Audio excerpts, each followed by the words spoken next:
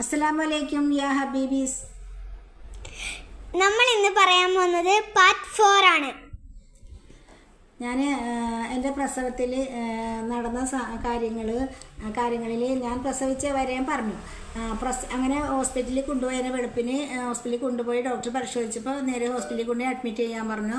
എൻ്റെ ഭർത്താവിൻ്റെ ഉമ്മയുടെ കയ്യിൽ ഡോക്ടർ ഒരു ചീട്ട് കൊടുത്തു. ആ ചീട്ട് ഭർത്താവിൻ്റെ ഉമ്മ കൈ പിടിച്ച് അവർക്ക് അറിയില്ലായിരുന്നു. ഇനി അതിനെക്കുറിച്ച് ചിന്തിച്ചില്ല. എൻ്റെ ഓർമ്മ എനിക്ക് ഇതിനെപ്പറ്റി ഉമ്മാനോട് പറഞ്ഞു ഞാൻ പ്രസവത്തിൻ്റെ ആണെന്നൊക്കെ. പക്ഷെ ഉമ്മ എന്നോടും പറഞ്ഞില്ല, ഭർത്താവിനും പറഞ്ഞിട്ടുണ്ടാവും, എനിക്കറിയില്ല. എനിക്കിതിനെക്കുറിച്ച് ഒന്നും അറിയില്ല. എൻ്റെ ഓർമ്മ ഡോക്ടറെ കൊണ്ട് അപ്പോൾ ഞാൻ പറഞ്ഞാൽ എന്നെ എന്തെങ്കിലും എടുക്കുന്നത് എനിക്ക് ഭയങ്കര വേനെടുത്ത ആശുപത്രിയിൽ കൊണ്ടുവന്നിട്ട് ഞാൻ മരണാനന്തരം അങ്ങനെ അത്രയും നിർത്തിയില്ലാണെങ്കിൽ പിന്നെ സഹിക്കാൻ പറ്റാത്തൊരവസ്ഥയായിട്ട് ഇങ്ങനെ ഒന്നും പറ്റണില്ല. ലാസ്റ്റ് എൻ്റെ വേദന കണ്ടിട്ട് പ്രസവിച്ച് വാർട്ടിക്കൊണ്ടായാണ് ഉമ്മനെ ആക്കിയത്. പ്രസവിച്ച് കിടക്കണ വാർഡിൽ ഗവൺമെൻറ് ഹോസ്പിറ്റലാണല്ലോ. അപ്പോൾ എൻ്റെ വേദന കണ്ടിട്ട് പ്രസവിച്ച് കിടക്കണ ഒരു പെൺകുട്ടി എന്നെ മാറ്റി. അവരും എഴുന്നേറ്റ് എനിക്ക് ബെഡ് തന്ന് കിടന്നോളാൻ പറഞ്ഞു. അപ്പോൾ അവരുടെ കുട്ടി അടുത്ത് കിടപ്പുണ്ട്, ഞാൻ അതിൻ്റെ അടുത്ത് കിടക്കണം. അങ്ങനെ ഡോക്ടർ റൗൺസിന് വന്നു.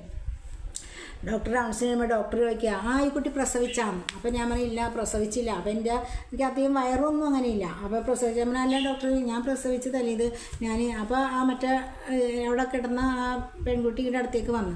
അപ്പോൾ പറഞ്ഞു ഇത് ഇവിടെ വയറുവേന എടുത്ത് വന്നതാണ്. അപ്പോൾ ഞാൻ രാവിലെ ഡോക്ടർ, ഞാൻ രാവിലെ ഡോക്ടറിൻ്റെ അടുത്ത് വന്നില്ലേ വയറുവേനയായിട്ട്. ഇതിനെ ലേബർ റൂമിൽ കൊണ്ടുപോയി ആക്കിയില്ലേ അഡ്മിറ്റ്, ഞാൻ ലേബർ റൂമിൽ കൊണ്ടുപോയി അഡ്മിറ്റ് ചെയ്യാനില്ലേ പറഞ്ഞതെന്ന് പറഞ്ഞു.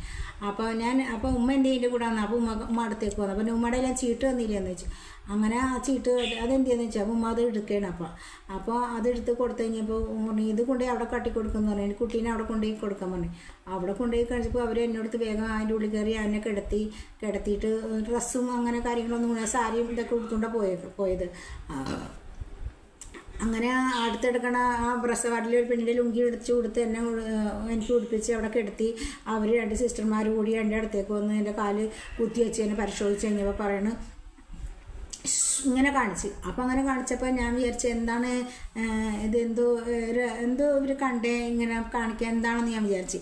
അപ്പോൾ പിന്നെ എനിക്ക് അവർ കൈ ഇങ്ങനെ ഇട്ടിട്ട് അവരിങ്ങനെ എന്തോ സാധനം എടുത്ത് കഴിഞ്ഞപ്പോൾ അവർ ഒരു സിസ്റ്റർ അതിൽ ഓടിപ്പോയി വേഗം ഒരു പാത്രം എടുത്താൽ വേണ്ടി വെള്ള പാത്രം എടുത്തു വന്നു. അത് ഞാൻ കണ്ട്. പിന്നെ ഇവർ കൈയിട്ട് ഇങ്ങനെ എടുക്കണേണ് ഞാൻ കണ്ടത്. അത് എടുത്തോടുകൂടി എൻ്റെ വേദന അങ്ങോട്ട് പോയി. അതിന് ആ സാധനം എടുത്തോടി അവർ വേഗം അവരിങ്ങനെ ഓടി ഇങ്ങനെ കാണിക്കില്ല. അപ്പോൾ എനിക്കിതൊന്നും അറിയില്ല. ഞാൻ എന്തൊന്നാന്ന് ചോദിച്ചില്ല, ഒന്നും ചെയ്യില്ല. എന്നെ കാട്ടിയും തന്നില്ല. എൻ്റെ വേദന പോയി ഇവരെൻ്റെ ഒരു ഗുളിക വാരിയിട്ട് വന്നതാണ്. ഇത്രയും വർഷങ്ങളായില്ലേ. ഞാനും അത് കഴിച്ച് സുഖമായി അവിടെ കിടന്ന് പറഞ്ഞു. മഗ്‌രിബിൻ അടുത്തോടുകൂടിയാണ് എന്നെ ആ റൂമിൽ നിന്ന് പുറത്തിറക്കിയത്, വാർഡിലോട്ട് മാറ്റിയത്. അപ്പോൾ എൻ്റെ കസിൻ, എൻ്റെ ഉമ്മ, ഉപ്പ, എൻ്റെ ആങ്ങള എല്ലാവരും ഉണ്ട് അഴുകിൽ.